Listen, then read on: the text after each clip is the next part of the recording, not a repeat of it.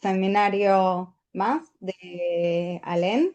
Soy Paola Andrenacci, soy parte del comité científico. Me acompaña también Enzo Goncalves, que también es miembro del comité científico, y nos convoca hoy en el marco del Día Mundial de Concientización sobre la Fertilidad, que se conmemoró el pasado 4 de junio, este webinar sobre el rol del licenciado en nutrición en el cuidado de la salud. El webinar tiene 4 tópicos fundamentales: el ciclo ovárico como sinónimo de la salud femenina, pastillas anticonceptivas y su rol en la salud hormonal, el síndrome de ovario poliquístico, la endometriosis y Hashimoto, ¿influye lo que comemos? Y por supuesto el rol del licenciado en nutrición en la salud hormonal, preservación de la fertilidad a futuro. Para eso tenemos el honor de que en el día de hoy nos acompañe la doctora Sandra Maximinio. Es doctora en Ciencias de la Salud de la Universidad Federal de Río Grande de Brasil. Es magíster en Salud Materno-Infantil de la Universidad Nacional de Córdoba. Es licenciada en Nutrición de la Universidad de Concepción de Uruguay. Es directora de posgrado de Salud Reproductiva y Fertilidad en 360 grados de 2023 de la Universidad Católica de Santa Fe. Es directora de la especialidad de Nutrición en Salud Reproductiva de la Sociedad Argentina de Medicina Reproductiva, SAMER, en el año 2025. Tiene la especialidad en Medicina Reproductiva de la Federación Argentina de Sociedades de Ginecología y Obstetricia 2025, FASCO. Docente del curso de Endocrinopatías en Embarazo de la Federación también Argentina de Endocrinología, del curso de Enfermedades Tiroides en el ciclo de la vida de la mujer de la Sociedad Argentina de Endocrinología, Ginecología y Reproductiva, también de Argentina. Tiene actualización en abordaje del embarazo en el año 2024 en la UBA. Tiene la especialidad en ginecología funcional en la escuela de la doctora Delfina Celaschi en el año 2023 en Paraguay, y también en el curso genética, nutrigenética y nutrigenómica. Regenera en el año 2017 en España, es un posgrado en nutrición y neurodesarrollo en el 2017 en la Universidad Católica de Santa Fe. Sandra también es docente universitario de la Universidad Católica de Santa Fe en Argentina, en las cátedras de nutrición en perinatología, microbiota en perinatología, de la licenciatura en obstetricia, fisiopatología y etoterapia del niño. Es docente investigadora en el Instituto de Ecología Humana y Desarrollo Sostenible, también de la Universidad Católica de Santa Fe, y es docente de la Sociedad Argentina de Endometriosis. Sandra, realmente te damos una cordial bienvenida. Será un placer escucharte. Les pedimos a todos los que nos acompañan, si por favor durante la presentación de Sandra pueden tener sus micrófonos apagados para que se pueda llevar adelante la presentación. Luego vamos a tener un espacio de preguntas y respuestas, donde ahí sí los invitamos a dejar sus preguntas en el chat, o pueden levantar la mano, habilitar sus micrófonos y realizar las preguntas. Bienvenida, Sandra. Bueno, muchísimas gracias. Me encanta que seamos tantos y me gusta, ya después vayan dejando en el chat de qué parte del país están, de qué parte del país son. Siempre me gusta esto de poder vincularnos, poder conectarnos y entender que la nutrición o esto que tanto nos apasiona es una forma de tejer redes. Probablemente no vamos a poder desarrollar en un webinar de 1 hora en profundidad todos estos tópicos, pero sí sabemos ya quién es quién, ya nos conocemos, sabemos en qué parte del país está alguien que le interesa lo mismo, tenemos los contactos y bueno, creo que eso es lo más valioso de este tipo de experiencias, no literalmente solo el contenido en sí que se dé en la charla, sino esta posibilidad de que cualquier persona que esté participando, si escucha algo que le es interesante o que opina lo contrario, todo es bienvenido para la construcción de ese conocimiento.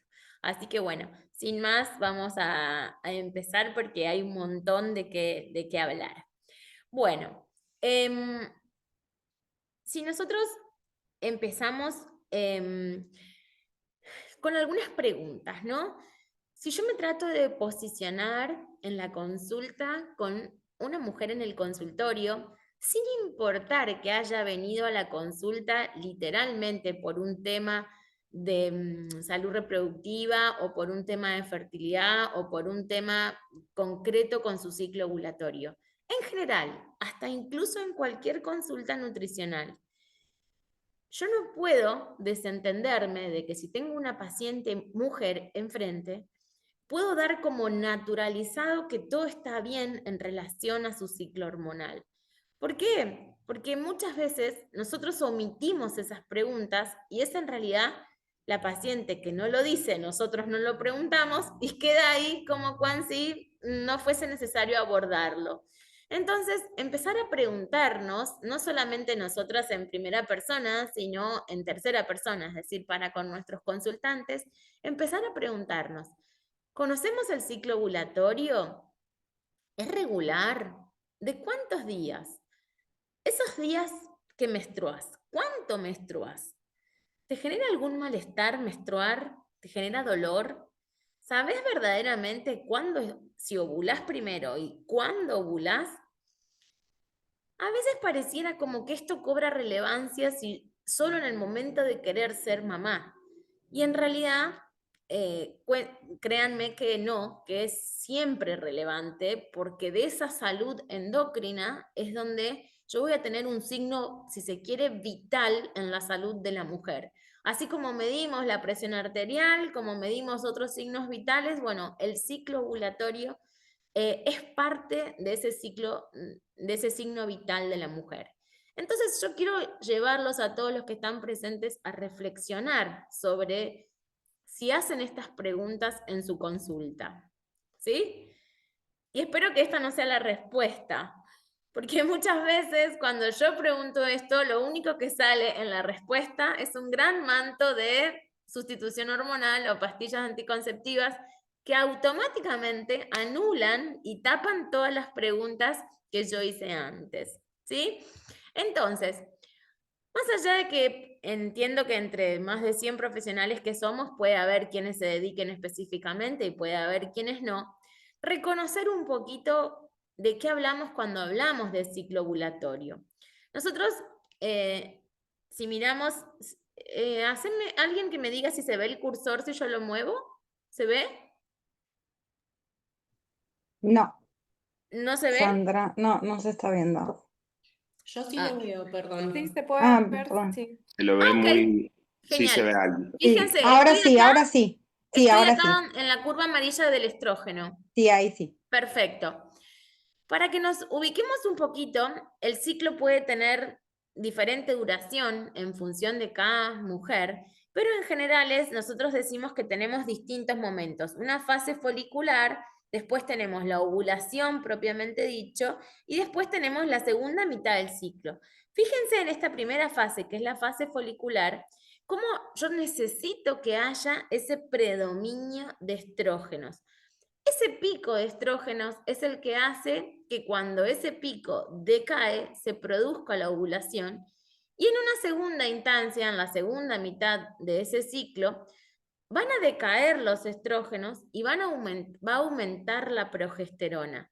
Esa progesterona es la responsable de que crezca el tejido proliferativo, es decir, si en esta ovulación se produjo la fertilidad, es decir, ese óvulo que eclosionó, se encontró con un espermatozoide y están transitando ese camino hasta la implantación, justamente ese pico de progesterona es el que va a permitir que se desarrolle ese tejido endometrial, es decir, que se haga como ese colchoncito en el endometrio para que ese óvulo que se fertilizó pueda implantar y eso conlleve a la viabilidad de un embarazo.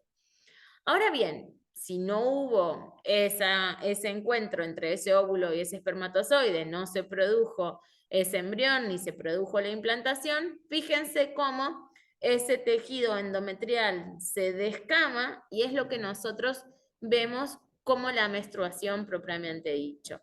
Pero fíjense que también, si yo lo miro a nivel ovárico, esto es lo que pasa en el ciclo en sí, pero a nivel ovárico hay una deprivación de hormonas. Esa ciclicidad que van sosteniendo las hormonas tiene una profunda y directa correlación entre lo que comemos, entre la microbiota y entre nuestro eje intestino-cerebro. Entonces, ya vamos a ver que para que este equilibrio entre estrógenos y progesterona se dé según las distintas fases del ciclo, yo voy a tener que tener equilibrio también en mi microbiota, equilibrio también en mi rutina, en mis ritmos circadianos. Bueno, ya vamos a ir desandando un poquitito más. Bueno, fíjense que no los quiero aburrir con las hormonas, pero al que le interese, que sepa que esto se profundiza un montón y que es parte, bueno, de algunas formaciones más complejas. Nosotros tenemos un sinnúmero de secreciones hormonales para que estos procesos se den. Y esto es lo que yo les contaba, ¿no? Donde esas señales hormonales no están aisladas solo al aparato reproductor. Esas señales hormonales fundamentalmente van a estar relacionadas con nuestro intestino y con nuestro cerebro. Entonces, lo que comemos va a influir directamente sobre esa secreción de estrógenos, de progesterona, y sobre todas las cosas, la microbiota va a influir directamente sobre la eliminación de esas hormonas una vez que ya fueron a los tejidos blancos a hacer su efecto. ¿Sí? Fíjense, si nosotros vemos un ciclo ovulatorio menstrual, digamos, natural, fíjense cómo va cambiando en los distintos momentos, y fíjense cómo se ve ese ciclo si yo uso anticonceptivos hormonales, donde en realidad ese momento que la mujer considera que le viene, no es que le viene literalmente, es solo la deprivación porque se disminuyen el aporte de las hormonas sintéticas, pero no es en realidad literalmente que a la mujer le viene. Eso que nosotros calculamos, sí, estoy en las pastillas de placebo, me tiene que venir mañana, no es literalmente que me tiene que venir mañana, no tengo ninguna función ovulatoria, es simplemente que por deprivación de no tener esa dosis constantes de hormonas, es que eso se produce la descamación de ese tejido y se produce el sangrado. Pero fíjense qué distintos se ve un ciclo sin anticonceptivos desde el punto de vista de la secreción de estrógenos, de progesterona, los picos que mencionaba antes, y fíjense qué distinto se ve ese ciclo cuando está mediado por anticonceptivos. Entonces, acá la sugerencia no es no usar anticonceptivos, la sugerencia es, si yo siento que tengo problemas endocrinos, no taparlos con anticonceptivos, porque el anticonceptivo es como cuando si fuese un maquillaje de esa situación donde yo no sé verdaderamente cuántos días tiene mi ciclo, con qué intensidad menstruo, si me duele, si no me duele, si es una menstruación roja intensa o si es una menstruación con coágulos, si es una menstruación con olor, sin olor, porque en realidad no estoy ovulando verdaderamente, ni se está produciendo esa proliferación de tejido endometrial, sino que solo se produce una descamación del endometrio por deprivación de hormonas, nada más. Entonces, la invitación es, bueno, si el uso anticonceptivo que la mujer elige son los métodos hormonales, saber que cada tanto yo tengo que interrumpir esos métodos hormonales y ver qué pasa en ese ciclo ovulatorio de la mujer. Por mi especialidad, a mí me pasa que se descubren estos problemas en el momento en que buscan ser madres. Por ejemplo, algo muy frecuente, diario en mi consultorio, es que cuando dejan las pastillas se dan cuenta que no les viene tan regular. Y empiezan a notar, empiezan a ver, y tengo un ciclo de 35 días, otro de 42, y empiezo a tener mucho más vello y empiezo a tener otros problemas y es ahí donde aparece, por ejemplo, el síndrome ovario poliquístico. que no es que yo no tenía el síndrome ovario poliquístico de antes, solo que estaba enmascarado, tapado, maquillado con las pastillas anticonceptivas. Entonces, ¿cuáles de los mensajes que quiero ir dejándoles? No esperar a tener 38 y buscar ser mamá. Yo tengo que conocer el ciclo ovárico de la mujer y conocer sus características hormonales en general en la mujer en edad reproductiva. No importa qué edad, no importa que busque o no ser mamá. ¿Para qué? Para que en el momento que decida ser mamá, eso sea posible. Fíjense que yo les decía que este ciclo ovulatorio está directamente relacionado con el ciclo intestinal y con la microbiota. Y les quiero introducir otro concepto que por ahí no a todos les suena, porque microbiota y microbioma ya todos sabemos de qué hablamos. Cuando hablamos de estrobolomas, es una definición más puntualmente que implica el conjunto de genes microbianos especializados en regular el equilibrio entre la correcta reabsorción intestinal y la correcta eliminación de los estrógenos. Entonces, ¿se acuerdan que yo les dije que esas señales hormonales iban a estar directamente relacionadas con lo que pasaba en el intestino? Si yo tengo un correcto estroboloma, es decir, elimino adecuadamente los estrógenos una vez que ya hicieron su pico y su función en tejido blanco, voy a tener, en cierta forma, eubiosis y salud y equilibrio en esos estrógenos y en esa secreción de progesterona. Pero el problema es que si yo tengo una disbiosis a nivel intestinal y tengo afectado mi estroboloma, esos estrógenos no van a eliminarse adecuadamente. ¿Sí?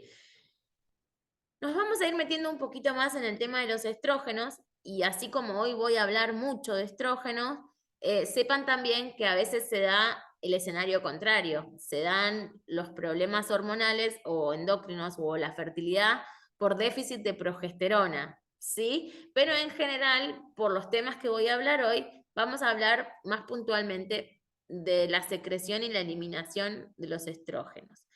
Cuando hablamos de estrógeno, no solamente, como ya dijimos, regula el ciclo ovulatorio, sino que va a influir sobre la función de los neurotransmisores, va a influir sobre el metabolismo de los lípidos, hidratos de carbono y colesterol. Si yo no tengo colesterol, vamos a repasar esto dentro de un ratito más tarde, si yo no tengo buen colesterol, no voy a tener síntesis endocrina, eso es una cuestión fundamental en las mujeres, en nuestros pacientes. Cuando analizamos el perfil lipídico, bueno, ok, verlo con otros ojos y no es literalmente lo que nos machacaron a morir en la universidad cuando estudiamos, sobre todo los que estudiamos hace muchos años como yo, donde el colesterol era siempre malo. El colesterol es bueno y es necesario para determinadas funciones. La síntesis de hormonas no se produce si yo no tengo colesterol, si no tengo sustrato para que esas hormonas se produzcan. Los estrógenos van a tener que ver también con la parte de la mineralización ósea, y sobre todo si hay alguien que se dedique a menopausia, esto lo tiene muy claro, porque ese es el principal problema. Cuando la mujer deja de menstruar, bajan los estrógenos y entonces tengo mayor riesgo de osteoporosis. También va a participar, por supuesto, en la formación de músculo, de colágeno, en la pigmentación de la piel y en un montón de otras funciones secundarias. Es decir, que necesitamos tener valores adecuados de estrógenos. Fíjense lo que yo les comentaba del estroboloma. Una vez que... hay otra imagen más. A ver, perdón. Esta, perdón, ya después vuelvo. Pero fíjense, por si alguien está medio perdido, fíjense, acá nosotros vemos en dónde se producen estrógenos. Los estrógenos se producen en el ovario, en las glándulas suprarrenales y también en el tejido adiposo. Esto también va a influir, porque no va a ser lo mismo una mujer bajo peso que una mujer con sobrepeso o con una mujer con obesidad, porque a mayor cantidad de tejido adiposo voy a estar secretando también mayor cantidad de estrógenos. Ese estrógeno va a tener varias fases de deconjugación en el hígado, que ya las vamos a ir a ver, y una vez que sale del hígado, va a necesitar pasar obligatoriamente por intestino para poder ser eliminado por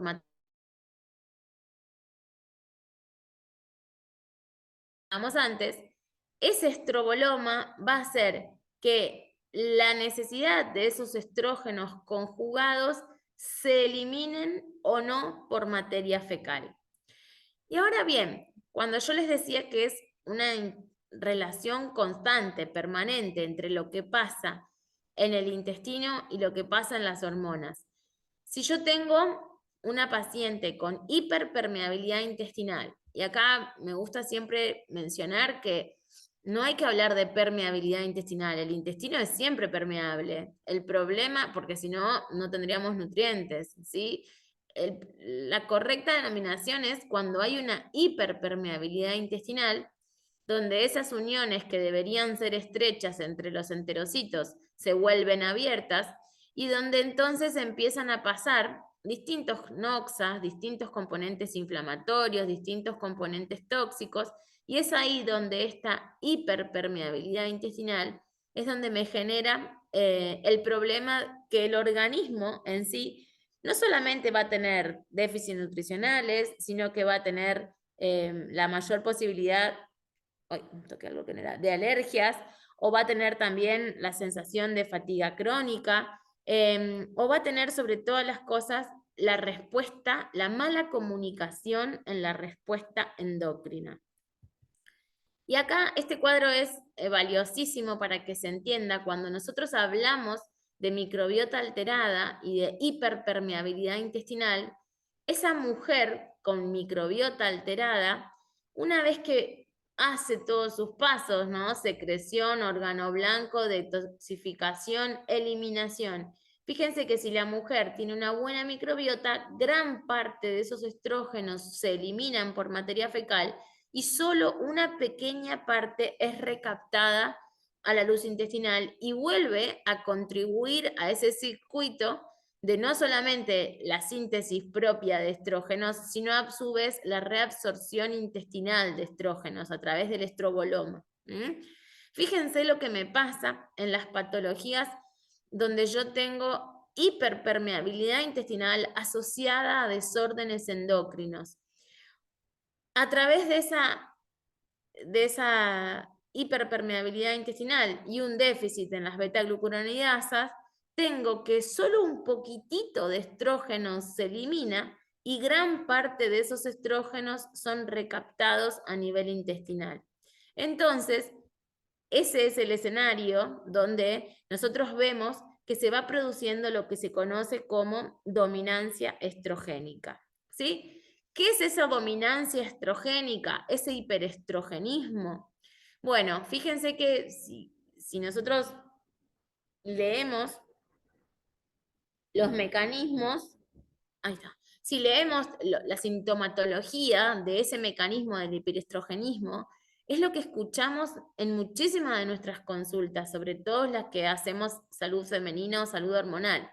Hinchazón abdominal, disbiosis, candidiasis a repetición, sangrados de encía, estreñimiento, cefaleas, migrañas, ya sea mamas fibroquísticas o miomas en el útero, sean problemas o irregularidades con la menstruación, sea dismenorrea, sea cambios anímicos, y en muchos casos aparece asociado el síndrome ovario poliquístico o la endometriosis, las infecciones a repetición, no solo por candidiasis, sino por infecciones en general, infecciones urinarias, o por ejemplo los oportunistas, el herpes, sin ir más lejos, son sinónimos o nos tiene que llevar a sospechar cuando una mujer en su clínica nos habla de más de un síntoma de todos estos asociados, que tenemos que conocer cómo es su ciclo ovulatorio y sobre todo poder dosar en sangre cómo están esos estrógenos. Bien, ¿cuál es el principal problema de perpetuar este escenario disbiótico a nivel del estroboloma? Que esa dominancia estrogénica no solamente puede llevar a la posibilidad del síndrome ovario poliquístico, de la endometriosis, sino que puede desencadenar otras patologías autoinmunes o puede terminar en cánceres hormonos-dependientes. Acuérdense que la gran mayoría de los cánceres de mama son estrógenos dependientes, y así como también nosotros lo podemos lo podemos ver o observar en una mujer que tenga mayor síntesis de estrógeno o una mala detoxificación, es decir, no una adecuada eliminación de esos estrógenos, por eso el balance sea positivo. Lo vemos también frecuentemente en las mujeres, yo por mi especialidad que hago fertilidad, lo vemos en las mujeres sometidas a muchos tratamientos hormonales con intentos negativos de embarazo. Lo vemos también a la posibilidad de la aparición de cáncer de mama, no solamente cuando tengo la predisposición genética, sino cuando mi ritmo circadiano y esa evacuación intestinal y todos estos parámetros se van sumando, tengo mucho más riesgos de terminar, que esa dominancia estrogénica termine en un cáncer de mama, por ejemplo. Hay otra condición indispensable, les traje el intestino en todos los gráficos posibles, pero cada uno tiene un aspecto que me gusta más a señalar. Este me encanta, cómo se ve, ¿no? Esa rotura de la capa de moco, y yo siempre pienso a los patógenos o se los traduzco a mis pacientes en el consultorio como barra brava, ¿eh? Si yo tengo un barra brava queriendo entrar al estadio, no pasa nada porque la policía lo va a contener y eso no va a hacer daño. Ahora, si yo tengo toda la barra de Boca tratando de pasar y colarse al estadio, el sistema inmune lo único que va a hacer es ponerse hiperreactivo y eso es lo que va a perpetuar las patologías. ¿Y por qué les traigo a colación el sistema inmune? Porque acá está la otra gran estrella de la disbiosis y la comunicación endocrina en relación al estroboloma, que es la vitamina D.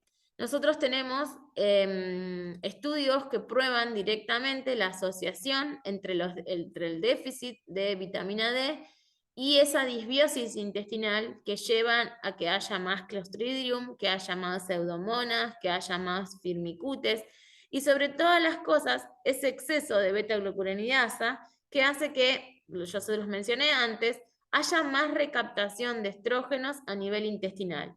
Entonces, a su vez, si yo tengo déficit de beta-glucuronidasa, voy a tener no solamente más reabsorción intestinal, sino que voy a tener ciclos más cortos, y al tener ciclos más cortos, en cada ciclo voy a estar teniendo más y más estrógenos, o sea que voy a perpetuar esa dominancia estrogénica.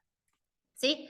Cuando hablamos entonces de esa dominancia estrogénica, no solo pensemos los estrógenos que producen los ovarios, las glándulas suprarrenales y el tejido adiposo, también tenemos que pensar en todos los otros estrógenos a los cuales hoy, lamentablemente, nuestra forma de vida nos ve en una exposición desmedida. Sobre todas las cosas, ¿por qué?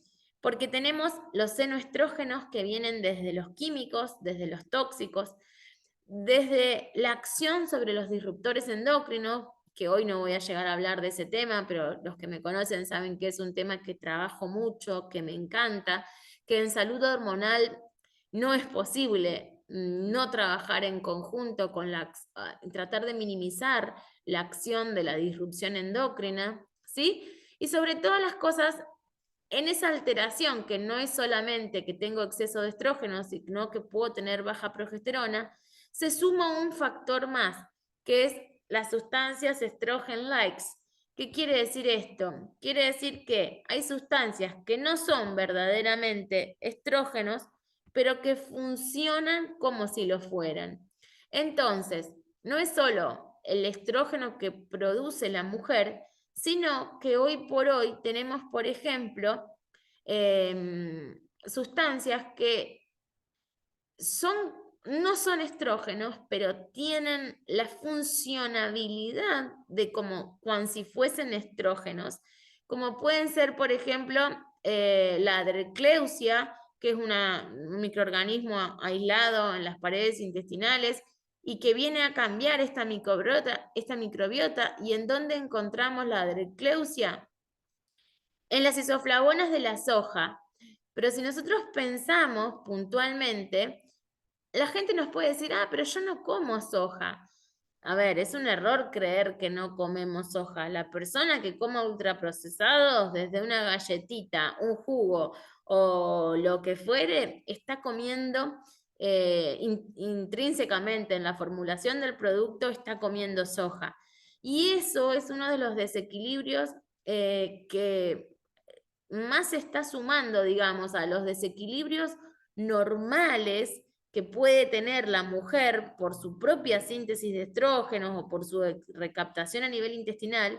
Tenemos que sumar que hay sustancias que funcionan como si fuesen estrógenos sin serlo, desde la incorporación de alimentos ultraprocesados. O sea que ahí tenemos un argumento más, como si todos los demás fuesen pocos, pero un argumento más para no consumir alimentos ultraprocesados, ¿sí? Y en esto es un poco lo que les quería contar, ¿no? De que ya no hablamos de situaciones distintas, sino que ya es todo parte de la misma triada. El considerar la salud hormonal, la fertilidad, la microbiota o el exceso de exposición a disruptores endocrinos, ya está totalmente confirmado esa relación simbiótica, pero lamentablemente para mal, ¿no? Simbiótica patológica. Entonces, en realidad, cuando hablamos de cuidar la salud hormonal, doy un paso más. No es solo conocer mi ciclo ovulatorio, es también, por lo menos en la mujer en edad fértil y sobre todo en la adolescente, controlar medianamente esa sobreexposición a disruptores endocrinos. Por si alguien no sabe o no escucho nunca hablar, los disruptores endocrinos son sustancias químicas que ocupan el lugar de la hormona, el receptor hormonal queda llenando, queda como que ese lugar estuviese lleno por la hormona, ocupado por la hormona, pero lo que pasa es que cuando la hormona en verdad llega a hacer su función, el lugar no se puede utilizar porque está ocupado por este ladrón, por este impostor, ¿no? Entonces, eso hace que la célula se quede sin la respuesta hormonal y que la hormona quede sin poder ejercer su función. En esa discomunicación a nivel endocrino es donde mayor sea la exposición a químicos, más va a estar afectando en esa disfunción hormonal. Y en esto es importantísimo la excreción o la función de detoxificación hepática. ¿Por qué? Porque no es solo que no hace su función, sino que esa hormona, pongamos el ejemplo que veníamos trabajando, el estrógeno que queda suelto, si no es adecuadamente, no ejerce su función y no es adecuadamente eliminada, voy haciendo como una endotoxicidad donde cada vez tengo más dominancia estrogénica. ¿Cómo nosotros podemos pensar en disminuir esa carga de químicos? Bueno, trayéndolo a la consulta, preguntando qué tipo de recipientes usan, si usan plásticos, si no, interiorizarnos, formarnos un poco en disruptores endocrinos, saber, por ejemplo, que hay situaciones químicas que no podemos evitar, pero que hay situaciones que son totalmente innecesarias. Ayer justamente leía un artículo en Infobae de unas científicas del CONICET, si no recuerdo mal, no me acuerdo si Mar del Plata o La Plata, pero que estudiaron fundamentalmente la incidencia de las lámparas de las uñas, de secado de las uñas, esas uñas que se usan ahora, sobre la toxicidad para las adolescentes que lo usan. Y los resultados son terribles.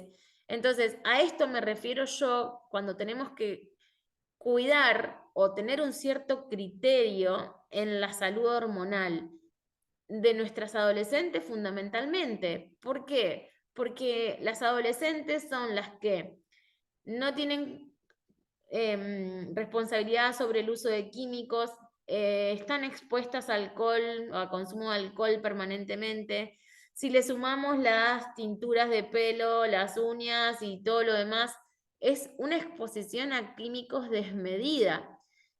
No conocen su ciclo porque todas tienen algún método de anticoncepción hormonal.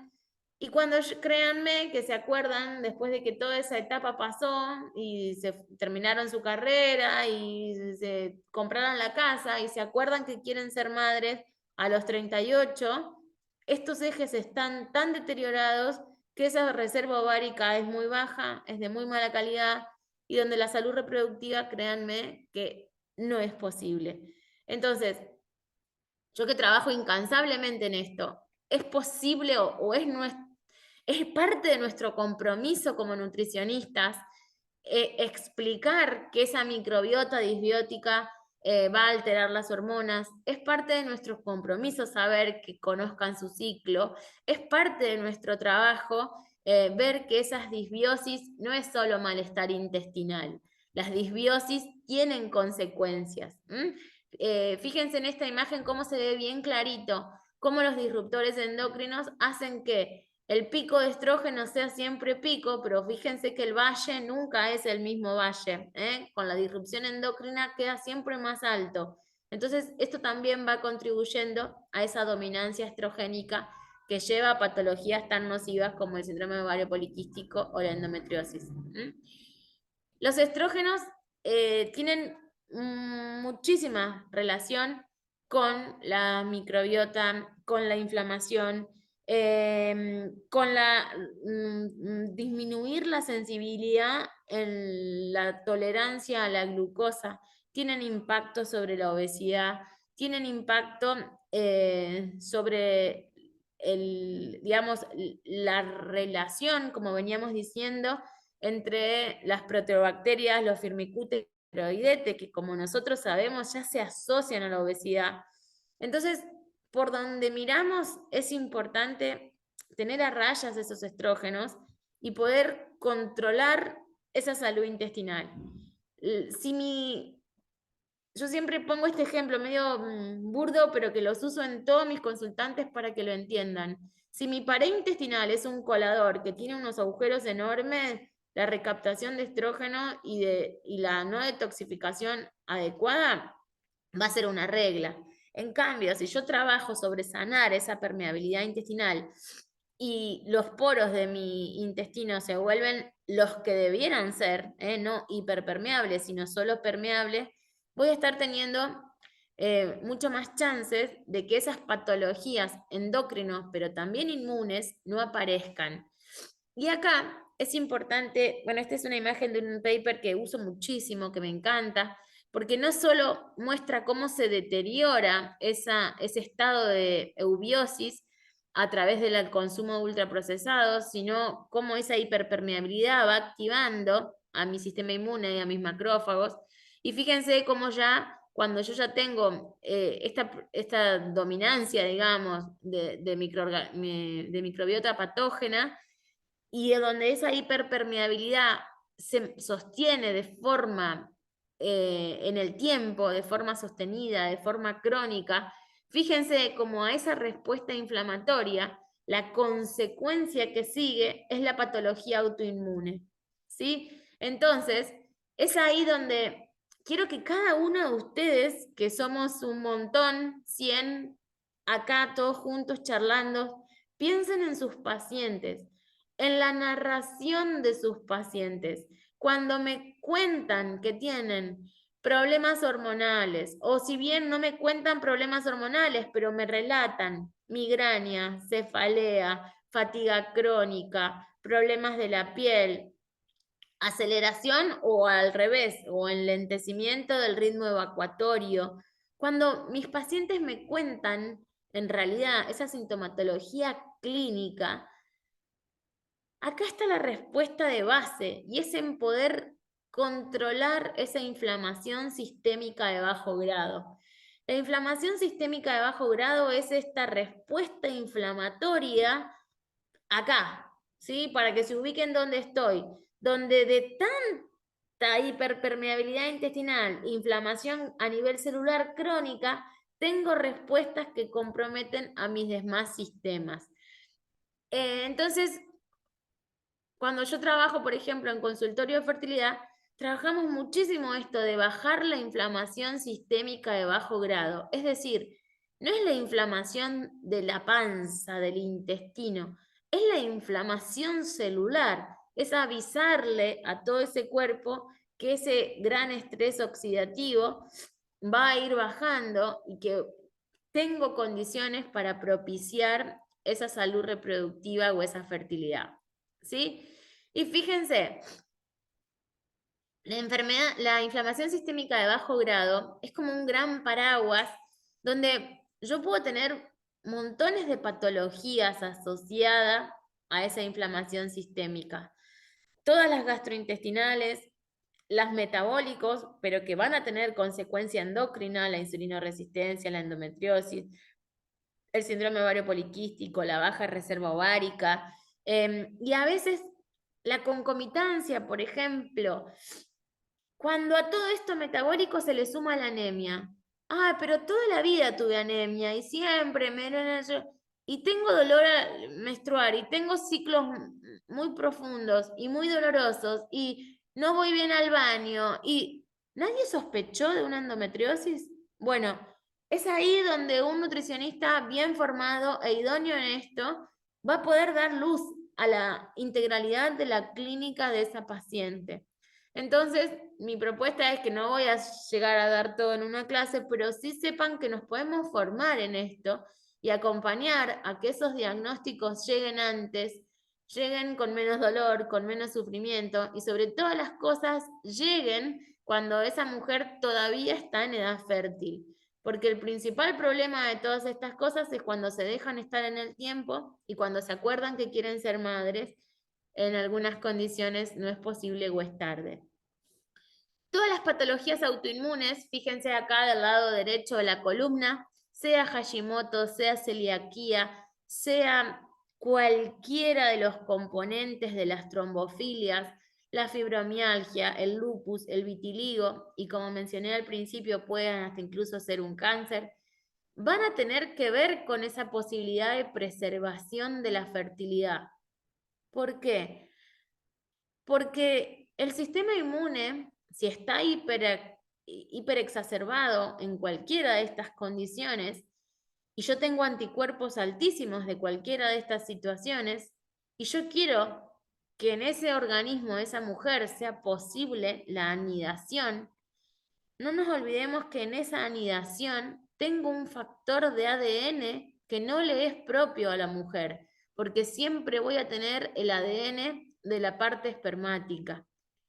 No importa si es por ovodonación, siempre voy a tener, sea cual fuere el caso, voy a tener un ADN que a la mujer que quiera gestar no le va a ser propio.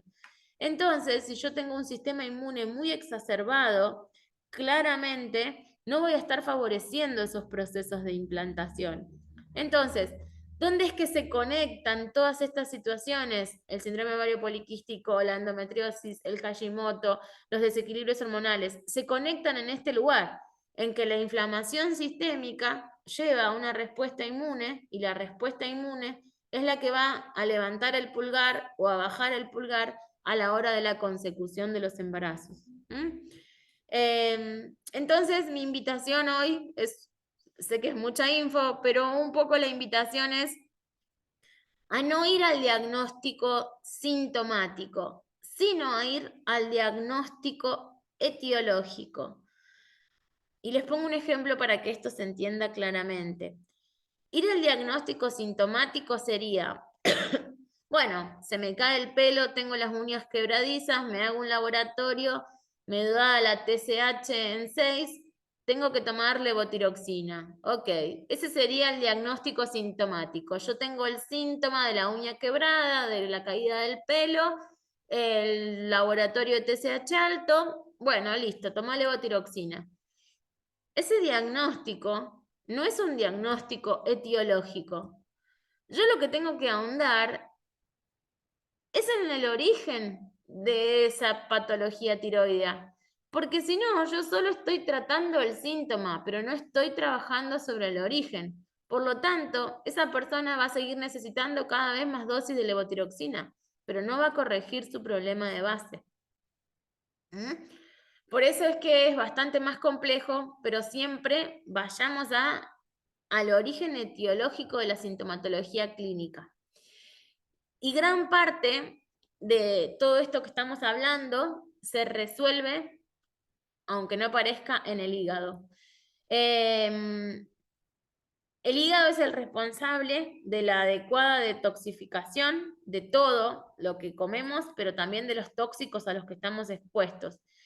Y no los quiero aburrir con esto porque somos todos colegas, todos ya lo estudiaron en algún momento. No nos olvidemos que para la fase 1 y 2 de detoxificación hepática, nosotros fundamentalmente necesitamos todo el grupo B, necesitamos B12, necesitamos vitamina C, D, E, B. Y la gran mayoría de nuestros pacientes tienen déficits severos, por ejemplo, de B12. Entonces, ¿cómo van a eliminar adecuadamente esos estrógenos o esos disruptores endocrinos o eso que hace que la comunicación endocrina no sea efectiva si no puedo completar la fase 1 y 2 de la detoxificación hepática? Y si a eso le sumo que no van al baño, que no toman agua y que tienen disbiosis a nivel endometrial, está el combo perfecto para que aparezcan las patologías. Entonces, para ir redondeando, ¿qué hacemos con nuestros consultantes? Bueno, o cuál es nuestro rol como Nutris. Yo lo digo en primera persona porque es lo que yo hago con mis consultantes. Después cada uno podrá revisar sus prácticas profesionales. Primero profundizar en la anamnesis, o sea, la anamnesis tiene que ser verdaderamente muy profunda y no es 3 preguntitas que contesto así nomás, sino que tiene que ser verdaderamente en profundidad. Saber que esa persona, si tiene un desequilibrio estrogénico u hormonal en general, vamos a necesitar de trabajarlo en equipo con endocrinólogo, con ginecólogo. A veces cuidados con los ginecólogos o con los endocrinólogos que minimizan. Sí, tomar la levotiroxina y nada más.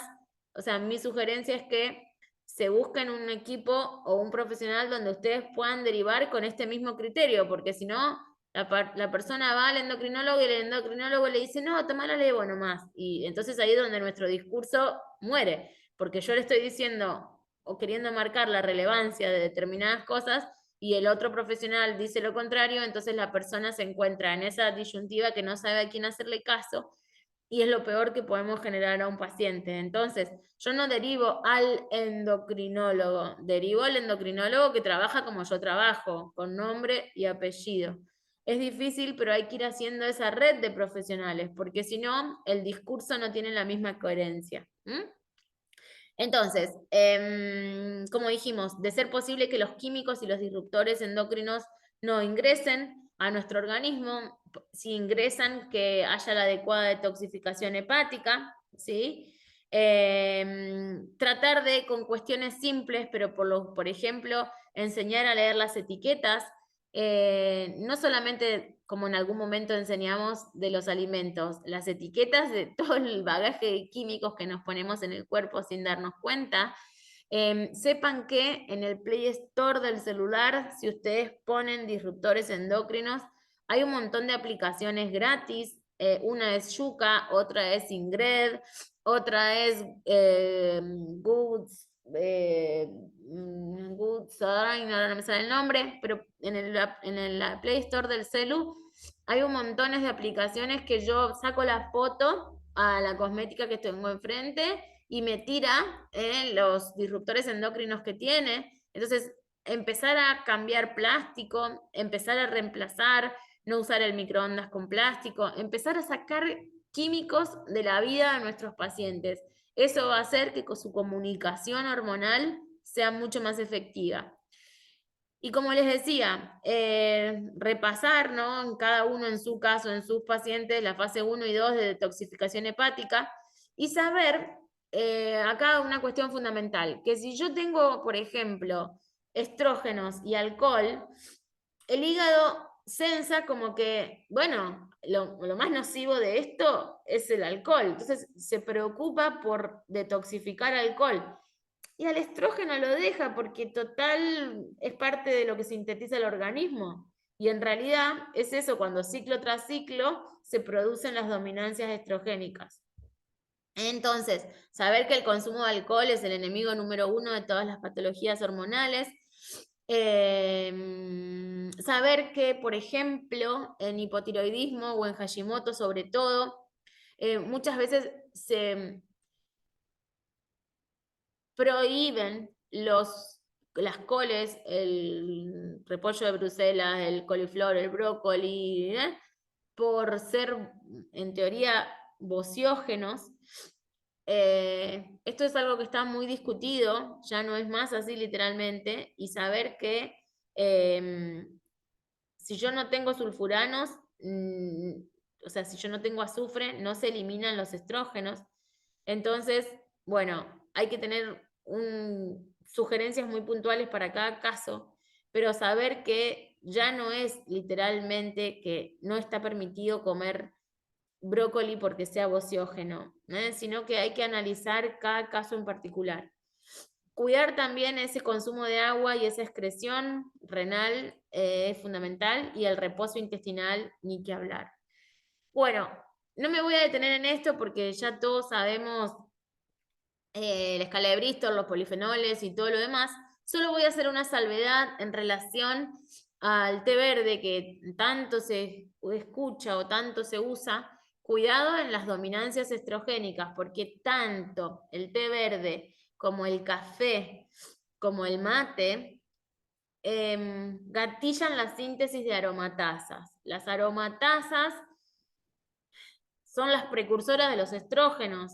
Entonces, guarda en los pacientes con endometriosis, con síndrome ovario poliquístico, donde yo le digo, sí, tomate verde, porque es antiinflamatorio. No si yo tengo una dominancia estrogénica, porque termino generando más síntesis de aromatasas y por lo tanto más estrógenos. Por eso es que está ahí puesto en rojo. Yo no prescribo té verde ni café ni exceso de mate a ninguna de mis pacientes con estas patologías hormonales. Bueno, el tema de los polifenoles, el tema de los ayunos o los reposos son muy buenos dependiendo para qué y quién. Para la microbiota se usa muchísimo el reposo intestinal, pero lo que es totalmente distinto a un ayuno intermitente. El ayuno es muy bueno en determinadas condiciones, pero por ejemplo, cuidado con nuestras pacientes con endometriosis, la gran mayoría son bajo peso.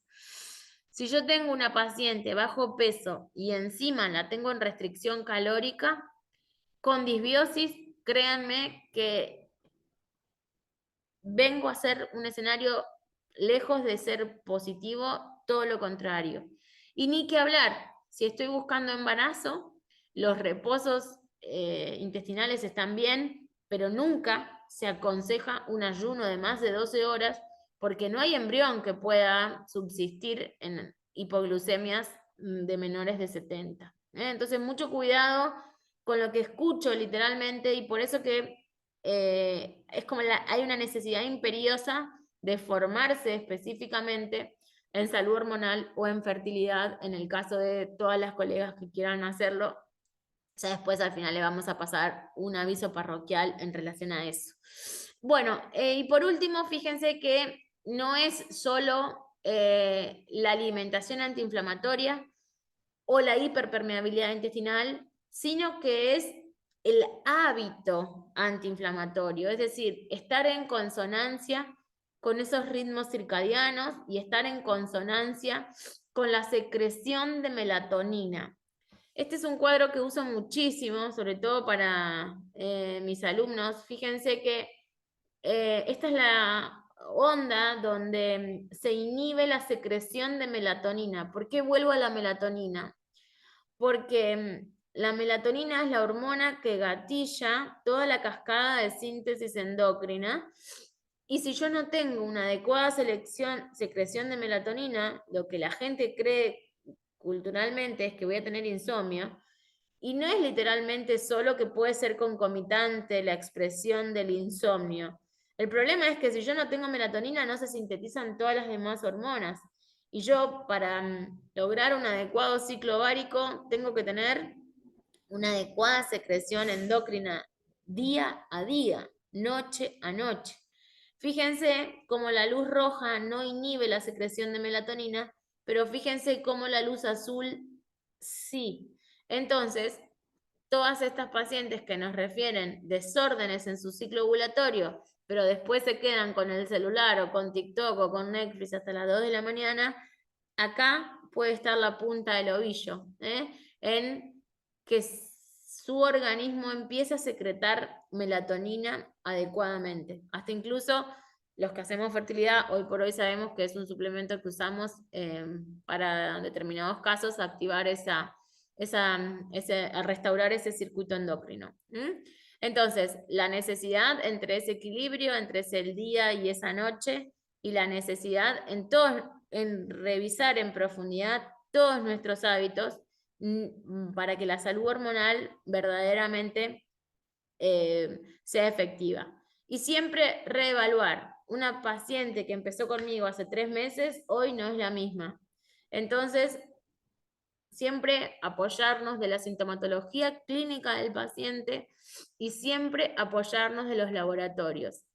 Y en esto sé que me meto en un lugar áspero porque muchas obras sociales no cubren los laboratorios de determinadas cosas, como por ejemplo la vitamina D o determinadas cosas que estuvimos hablando. Bueno, yo en lo posible trato de establecer escala de prioridades, qué laboratorio pido y qué laboratorio no pido, pero nunca trabajo a ciegas, o sea, nunca suplemento a ciegas, nunca trabajo a ciegas, nunca doy pautas a ciegas. En mi consulta, la persona que no llega con los laboratorios en mano, no avanzo con el plan alimentario. En fin, creo que es parte de esa idoneidad profesional contar con los laboratorios adecuados. Y el que no lo entienda así, tenemos que tratar de hacérselo fácil a que sea posible el cambio de paradigma. Pero no podemos hacer indicaciones nutricionales sin conocer qué pasa por dentro en nuestros pacientes. Bueno, me traté de apurar, lo último fue rápido porque era el horario, pero acá llegamos al final.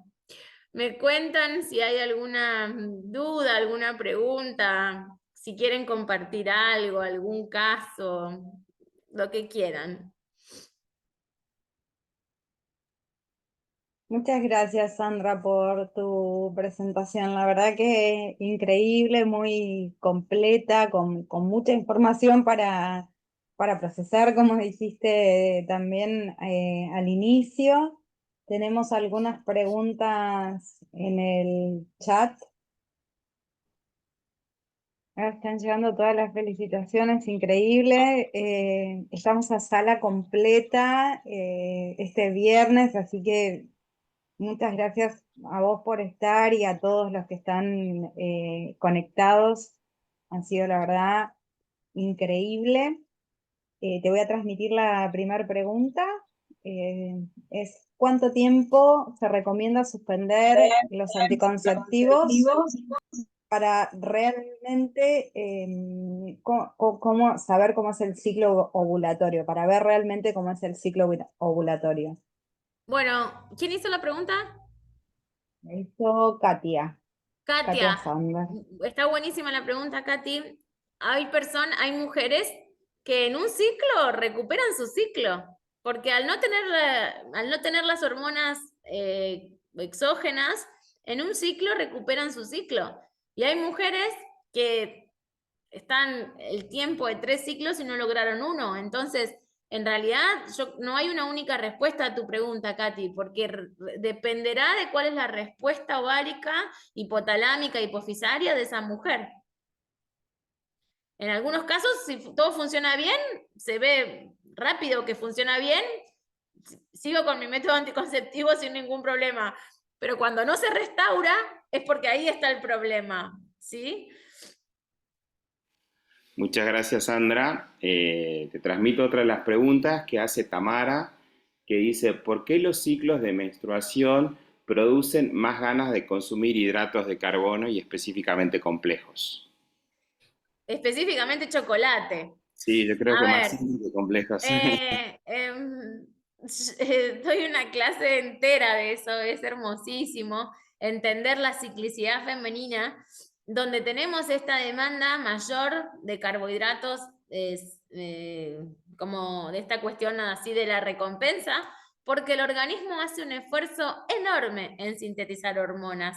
Entonces necesita mayor cantidad de azúcar en sangre y por lo general socioculturalmente no nos sentimos bien y vamos a la gratificación de lo que nos gusta.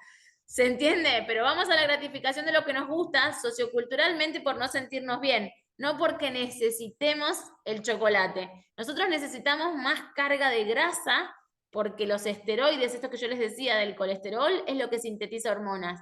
Lo que pasa es que nosotros aprovechamos y ya nos fuimos para el chocolatito, el heladito, pero en realidad necesitamos más cantidad de azúcar en sangre y de grasa de calidad para sintetizar hormonas. Es por eso. Excelente, Sandra, muchas gracias. Hago esta, Pau, y después ya una aclaración, porque justo preguntan que estábamos grabando, si lo van a poder visibilizar después a la grabación. Y le queremos comentar a todos que sí, que la estamos grabando y desde mañana va a estar disponible en el canal de YouTube de Alem. Así que seguramente pueden seguirnos en las redes sociales y ahí se va a publicar el link, o si no, directamente seguir el canal de Alem de YouTube y ahí va a estar a partir de mañana esta grabación. Perfecto. Voy a pasar a la siguiente pregunta. Muchas gracias, Enzo. La siguiente pregunta es de Macarena. No, perdón, de Agustina. ¿Y usás en la práctica suplementación con inositol? Sí, es como, no en todos los casos, en los casos donde se necesita, pero sí uso.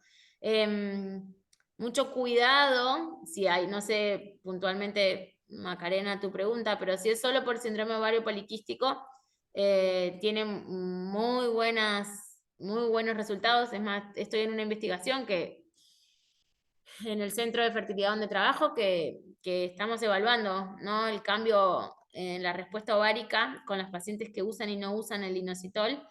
Y una única salvedad del que comercialmente está más disponible en nuestro país, que es el metacitol, que tiene ácido fólico sintético.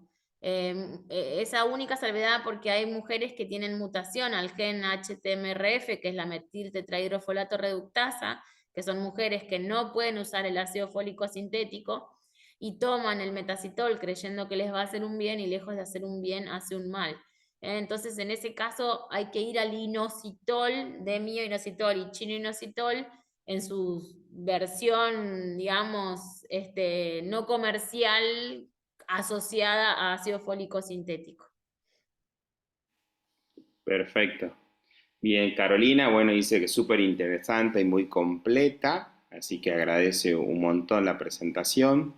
Y después Macarena que quería rever algo de una de las diapositivas donde hablaba sobre el rol del nutricionista, sobre los puntos específicos sobre el magnesio, el zinc y otros micronutrientes, y le gustaría que comentes un poquito más de la importancia de estos micronutrientes. Calculo que Macarena se refiere a eso, no sé si se anima a hablar, también Sí, está la a posibilidad. ver, igual acá si ustedes me dejan, Enzo y Pau, vamos a hacer algunos avisos parroquiales, porque, porque es imposible o sea, la idea era de hoy que se vayan con mucho ruido en la cabeza, que les queden muchas preguntas para investigar, para llevar a su consulta, para formarse, y sobre todo invitarlos, porque voy a estar siendo parte del Congreso de Alem, que se va a hacer en noviembre, así que invitarlos a todos a que ya se vayan reservando las fechas para estar. Y por otro lado, a la que le interese puntualmente la salud hormonal, yo soy docente, trabajo en distintas plataformas. Tengo unas clases que doy en el Instituto Universitario Vive Sano, que ahí es un diplomado en bienestar integral de la mujer. Todas estas clases están ahí bien desarrolladas y eso es a nivel Latinoamérica, y a nivel Argentina estoy dirigiendo un posgrado que es en Nutrición y Fertilidad de la Sociedad Argentina de Medicina Reproductiva, así que la que quiera formarse, sepan que hay alternativas para formarse en este tipo de cuestiones puntualmente, porque en una charla de 1 hora es imposible abordar todas las respuestas, pero bueno, si era puntualmente al selenio o al zinc o a los minerales en sí, yo los uso mucho, pero en general no los uso de forma sistemática, los uso cuando tengo el laboratorio o la clínica del déficit. Bien, hay otra pregunta y es, ¿qué pasa con la indicación de eliminación del gluten en Hashimoto? A ver, vieron que yo les mostré esa imagen que eran las 3 partes de cómo se va rompiendo el intestino y cuando llega la respuesta autoinmune. Una de las formas de sanar pared intestinal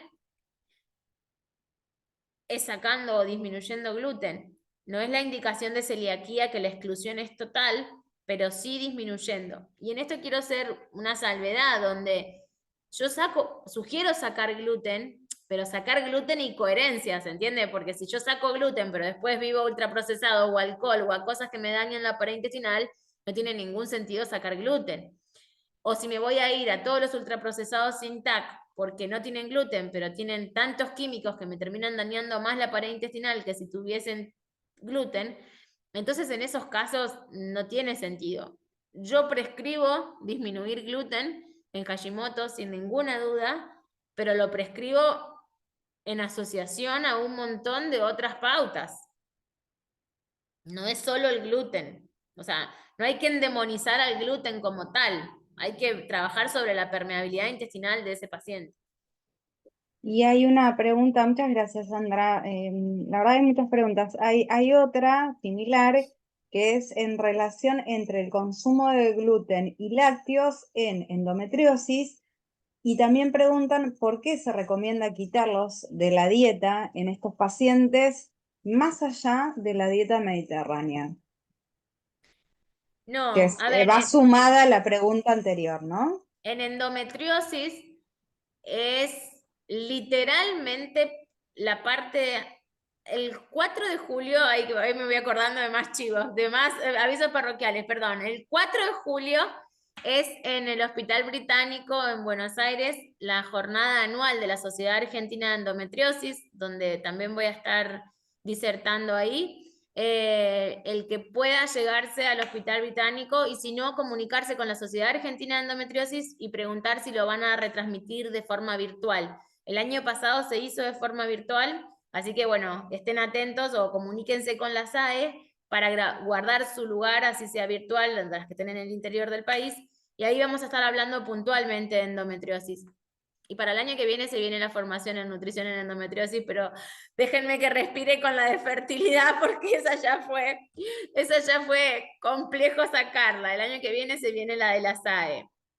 A ver, en endometriosis sacamos alimentos de origen animal, fundamentalmente los lácteos, pero por el lácteo ultraprocesado en sí mismo y la carga estrogénica que los alimentos de origen animal tienen, pero tiene que ver con que lo que perpetúa la endometriosis es la dominancia estrogénica. Entonces es totalmente distinto al mecanismo por el cual no se indican literalmente, por ejemplo, los lácteos en Hashimoto. En Hashimoto es por la caseína, no es por los estrógenos. O sea, son mecanismos distintos a los cuales tenemos que tener en cuenta. En endometriosis, el principal punto es no solo la inflamación, sino evitar sumar estrógenos de origen animal. O sea, por ahí no queda del todo claro, pero nosotros cuando consumimos alimentos de origen animal, no solo consumimos, o sea, no solo tenemos los estrógenos que nosotros sintetizamos, estamos sumando los estrógenos que aportan los animales. Cuando los animales son animales de pasturas y de campos y felices, la carga estrogénica es la carga normal del animal, lo cual su hígado la detoxificará y no trae mayores consecuencias. El problema son los animales o los alimentos ultraprocesados de origen animal, donde los animales son criados como engordados rápido, con cargas endocrina para que crezcan rápido y para comercializarlos rápido, donde ese tipo de carnes o ese tipo de lácteos ultraprocesados van a ir a sumar más estrógenos a los que nosotros estamos tratando de evitar. Entonces, tiene más que ver con que no se puede cuantificar la carga estrogénica de los animales, de los alimentos de origen animal, que con el endometriosis tiene más que ver con eso que con no lo inflamatorio en sí mismo. Bien, muchas gracias, Sandra. No sé si alguno de los chicos, las personas que están aquí, quieren hacer una pregunta. Pueden activar su micrófono, pero podemos ir leyendo la de María Pía, que dice, el consumo de soja en mujeres veganas. ¿Qué opinás al respecto? Nos vamos a quedar hasta las 11 de la noche si siguen con estas preguntas tan lindas. No, mi marido me va a echar, pero no, tratemos el consumo de soja.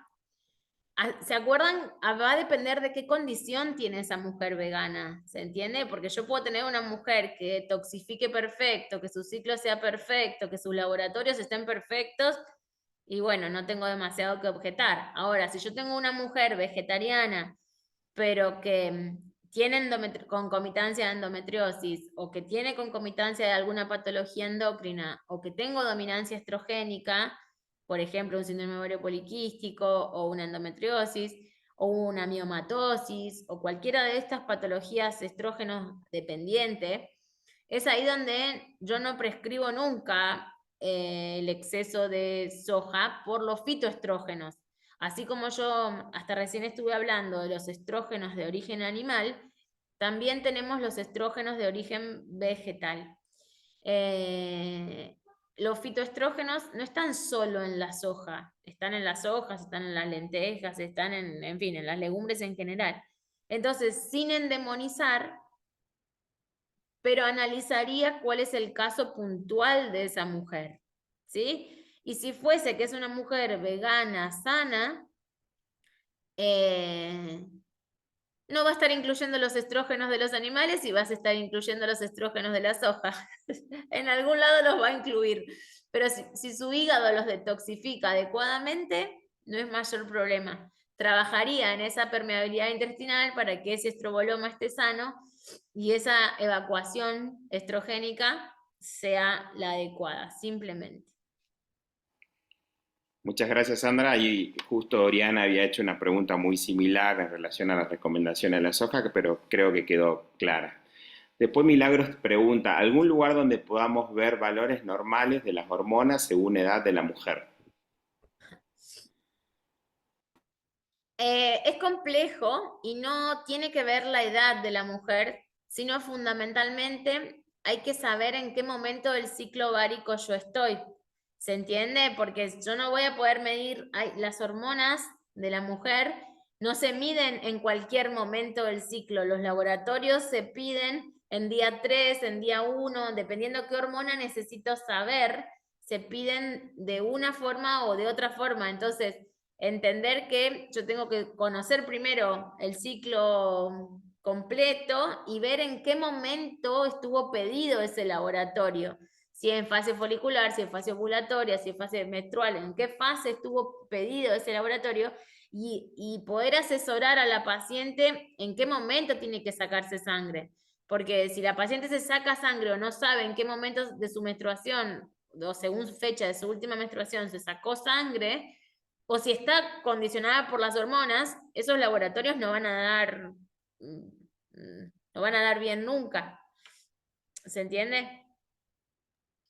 Perfecto, Sandra, la verdad, muchas gracias. Justo hay otra pregunta sobre suplementación de Carolina con omega 3, si tiene algún efecto con la fertilidad. por lo que suele bajar los niveles de colesterol. A ver, Caro, no entiendo bien si la pregunta es para propiciar la fertilidad. Si ese fuese el caso,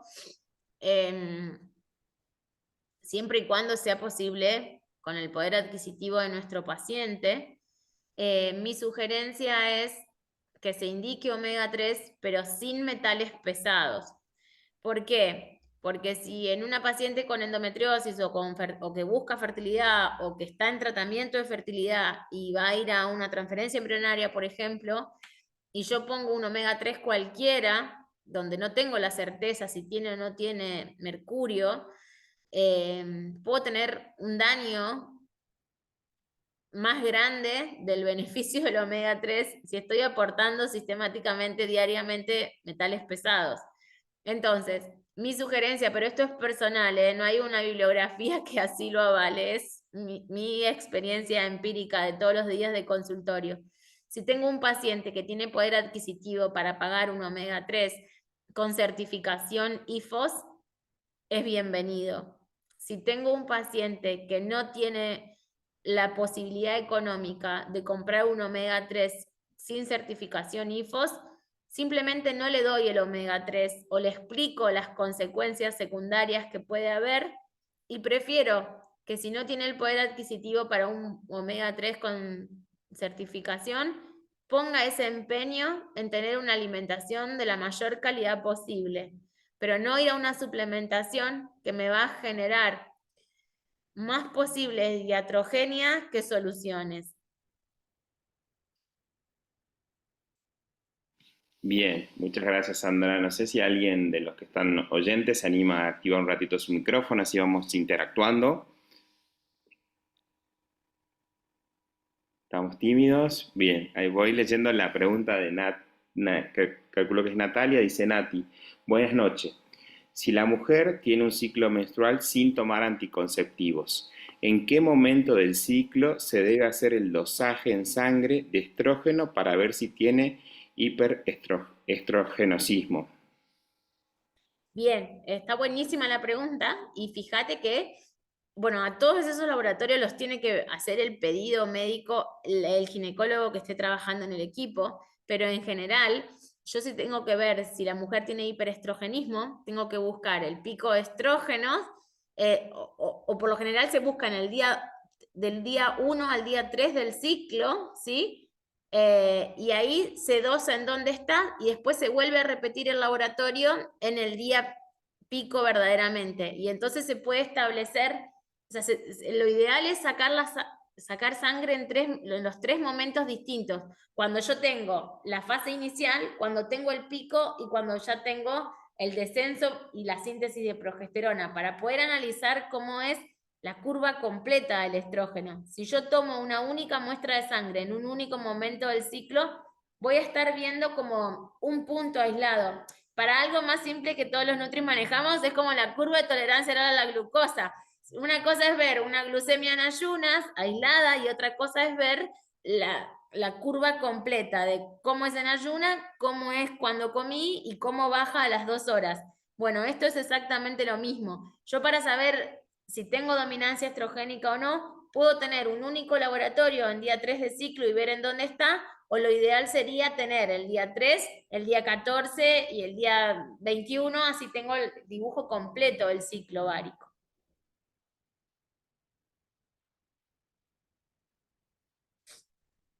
Muchas gracias, Sandra. Hay más preguntas. Dice, si por el contrario nos encontramos con una mujer con niveles bajos de estrógenos en edad fértil, ¿a qué se podría deber y qué se podría hacer desde lo nutricional? Esa es compleja y es buena también. A ver, si yo tengo una mujer que tiene déficit de estrógenos, va a tener ciclos muy cortos y probablemente no sean ovulatorios.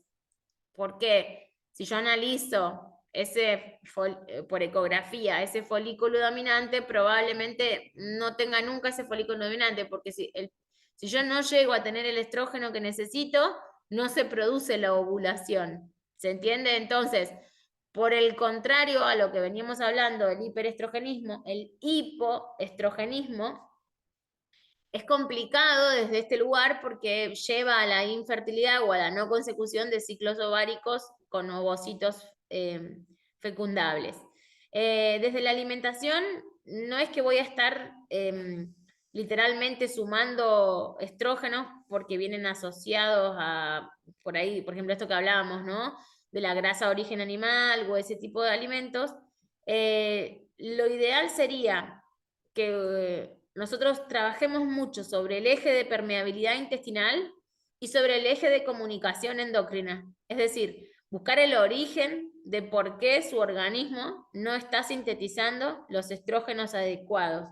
Pero la forma, si es que yo necesito que sea un proceso más inmediato, puede venir el ginecólogo que trabaja en nuestro equipo y suministrar estrógenos, digamos, vía oral, y ver si esa función hipotalámica se restaura o no.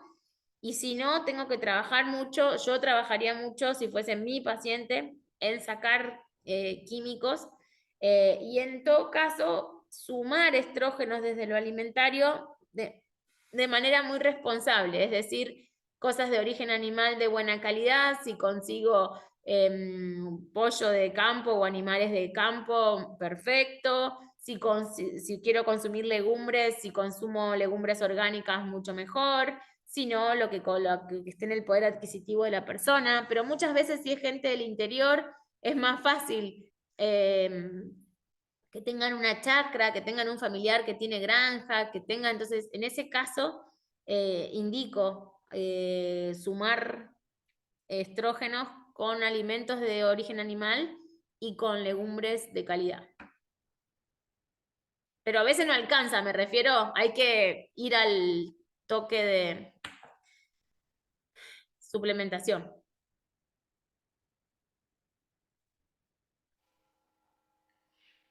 Muchas gracias, Sandra. Creo que, Pau, leímos todas las preguntas. No sé si surge alguna más, si alguien quiere decirlo, como para ir cerrando. Creo que nos pasamos bastante del tiempo, estaba muy interesante.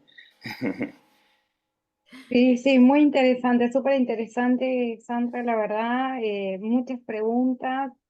Bueno, como dijo Enzo, si alguien se anima a abrir su micrófono y hacer alguna pregunta o compartir algo desde su experiencia, con Sandra también, ¿no? Que tiene mucha experiencia en esta temática para poder intercambiar, bienvenido sea. Pueden contar Leo, también alguna experiencia, ¿no? No es que, exacto, pueden claro, porque contar alguna están como muy experiencia, calladitas. como muy callada. Es viernes, por ahí están... O las apabullamos, una de dos. No, Ahí está Macarena que prendió la cámara, a ver si Macarena quiere hablar. ¿Alguien quiere hablar? Hola, Macarena te Maca. saludaba. Yo me prendo si quieren, no tengo problema. ¿Cómo andan? Hola, Maca. Sí, pues si no parece que Todo estoy bien hablando Bienvenida. acá sola. No, no, no. Yo en un principio cuento mi experiencia, soy nutricionista, me conecté cuando vi el flyer en Instagram y lo hice también por experiencia personal. Vengo de una larga búsqueda de embarazo que llegó, pero luego el embarazo se interrumpió y me interesaba conocer muchísimo sobre esto. Cuando vos hablabas de poder dar con profesionales y trabajar la parte endocrina, eh, me pareció buenísimo esto de poder formar red y dar con personas idóneas en el tema. Me ha pasado, a veces uno va con preguntas o con planteos desde la parte endocrina o visitar un gastroenterólogo para hablar de la hiperpermeabilidad intestinal y quedan cosas como haciendo agua. Así que me gustó mucho la información brindada, todas las notas que fui tomando como para, nada, así como me queda la cabeza explotada de interrogantes, poder hacer lo mismo quizá con profesionales de salud que me vaya cruzando para tratar de, a nivel personal, bueno, seguir un camino lo más interdisciplinario posible. Vos Así sabés, que Maca, súper que agradecida, estuvo buenísimo. eso, Maca, es fundamental. A veces puede sonar que la derivación que uno hace si uno da el nombre y apellido del profesional tratante, puede sonar como que uno está teniendo una cierta preferencia, y no es así. Yo lo que trato de explicar, y por lo general los pacientes lo valoran, lo agradecen, es que lo que trato de hacer es que no pierdan tiempo. Si yo lo mando a un endocrinólogo que le dice, no, la TSH en 4,20 está perfecto, no, para buscar embarazo tiene que estar en menos de 2,5, o sea, es distinto el enfoque que se necesita con una perspectiva donde el rango normal a veces es muy distinto al rango óptimo, donde la idea es que nosotros llevemos a laboratorios en rango óptimo si yo estoy queriendo buscar fertilidad o si el objetivo es optimizar esa vida, ¿no? Entonces, bueno, en esos casos tratamos de ir tejiendo redes de con qué endocrinólogo, con qué ginecólogo, en qué profesional de la fertilidad, porque hay un gran desconocimiento, y a veces cuando el paciente va con estas dudas, se encuentra con una negativa tan grande que frustra, porque yo tengo la información, pero muchas veces no puedo medicar, por ejemplo, ¿no? Por la competencia propia del nutricionista. Entonces, necesito sí o sí de un endocrinólogo. Entonces, bueno, yo fui haciendo muy de a poco, y es un proceso que constantemente trato de hacer. Me pasó hace poco con una gastroenteróloga muy conocida, de redes, de todo lo que vos quieras. Le mandé un mensaje por una paciente en común, que es una paciente, un caso muy raro, que tiene síndrome de Asia. No sé si ubican qué es. El síndrome de Asia es una respuesta sistémica que se genera en el organismo tras el rechazo de prótesis mamarias, pero que hace estragos. Bueno, por una paciente con síndrome de Asia que pesa 42 kilos, la llamé a le mandé un mail a su gastroenteróloga, no voy a decir quién, pero muy top, y me contestó, esa paciente está de alta de gastroenterología, no tiene nada que ver conmigo. Ese fue el mail. A ver, claramente no voy a derivarle más a una paciente, porque yo estaba queriendo ver cómo ayudaba a ese caso en común, no estaba queriendo molestar. ¿Se entiende? Entonces, uno tiene que ir tejiendo las redes con los profesionales que tiene cerca, y esto tiene que estar hablado de antes. Mira, te derivo a tal paciente porque quiero esto, esto y esto, y el médico que está del otro lado tiene que entender lo que estoy, ay, perdón, que es mi marido, que ya debe estar, no debe estar no debe saber dónde meterse los chicos ya a esta hora. Es mi marido el que está sonando el teléfono. Entonces, bueno, creo que a tu duda, Maca, es lo mejor que podemos hacer es empezar a establecer redes, y creo que eso es lo más valioso de este encuentro, donde nosotros saber que necesitamos derivar a ginecólogos que manejen lo que queremos, que tenemos que expresarnos nosotros mismos ante nuestros equipos de trabajo, de a qué nos dedicamos, de qué hacemos, de cómo suplementamos. Creo que esa comunicación es fundamental para enaltecer nuestro trabajo. Y después, una vez que los médicos ya te tienen confianza y te derivan, y esa comunicación es simbiótica y se ayuda verdaderamente a los objetivos de los consultantes, después no tenés lugar en agenda, que es lo que me pasa, pero bueno, pero bueno, te esperan, pero bueno, tarde o temprano el turno llega y se trabaja muy bien. Así que bueno, gracias por tu aporte, y no bajes los brazos, que ese No, bebé no, no, llega. gracias a vos. Bueno, gente, Sandra, cerramos. muchas gracias. Te queremos agradecer por este espacio. Desde ALEM, desde el Comité Científico, agradecerle a todos los que están presentes, y comentarle desde la asociación estamos organizando desde principio de año y hasta fin de año una serie de webinar. Invitarlos, como dijo Pau, al Congreso que se va a realizar la primera semana de noviembre en Buenos Aires. Seguramente ya pueden ingresar a la página. Si quiere publicar trabajos, también va a estar disponible para que lo puedan publicar. Así que desde la asociación están totalmente invitados. Te doy las últimas palabras, Pau, para cerrar, y gracias, Sandra, por esta hermosa disertación. Gracias, Enzo, gracias, Sandra. La verdad que, como dijiste al principio, compartir estos espacios de intercambio y de conocimiento siempre son absolutamente enriquecedores. Estamos muy agradecidos, como dijo Enzo, desde el Comité Científico y por supuesto desde la asociación, agradecemos a todos los participantes por estar presente hasta el último momento. Has dado todo un recorrido sobre la salud femenina que la verdad ha sido increíble en el corto plazo. Has motivado a muchísimas asistentes a interesarse por el tema, así que has cumplido un gran objetivo y también, por supuesto, la importancia, como decías, de generar redes de conexión y sin duda el abordaje en equipos multidisciplinarios y la comunicación, ¿no? entre los equipos que tiene como único fin mejorar al paciente, así que la verdad que has Yo no lo cumplido mencioné, todos los Pau. objetivos. Bueno, gracias. No lo mencioné porque estaba ahí escrito, pero si quieren publicar algo y etiquetarme, así yo los guardo, las etiquetas o lo que fuere. Mi Instagram es Sandra Maximino Nutricionista. Así que bueno, nada. Y también porque también nos sirve como canal de comunicación. Si hay alguna duda, alguna pregunta o alguna cuestión, la podemos también aprovechar por ese medio y estar más conectados. ¿Sí? Muchas gracias. Bueno, Los esperamos a todos en los les dejo un próximos beso enorme. eventos. Seguimos en contacto. Chao, Gracias, hasta luego. muchísimas gracias. Hasta luego.